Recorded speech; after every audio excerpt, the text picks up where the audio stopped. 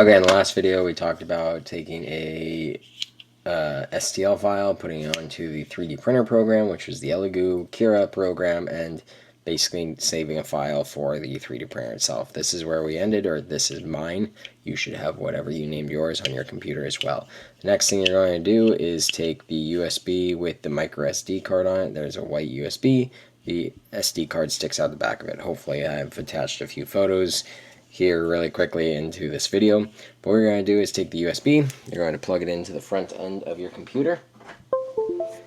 Give it just a second to basically find that USB. It may say some messages down here. It might say an error message or whatnot for that one.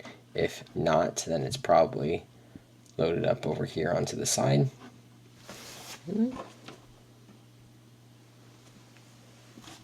There we go. So it opened up. Should open up its new window. I was kind of wondering about that.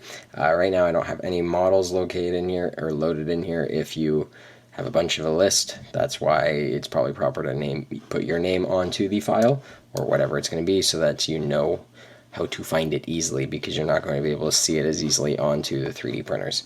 Anyways, once this opens, you're just going to click and hold and drag it and drop it onto this folder. Usually I'll bring this over to the side of the computer just so that I can kind of see everything here. If you have it in another folder, you can go through your folders up here for that one. But since it's on my desktop, I'm just going to click, hold, I'm going to drag and drop it onto this right here.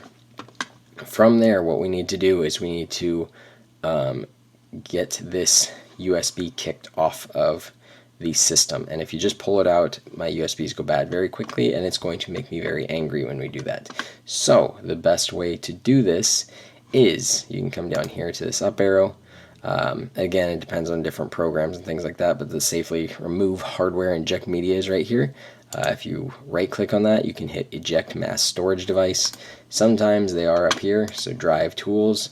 If you aren't clicked on anything or whatever, you also have the option to eject somewhere around here.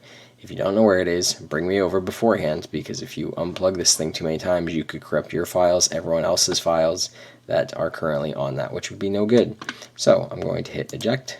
It says it's safe to remove the USB hardware, and then I'm going to pull that out of the computer.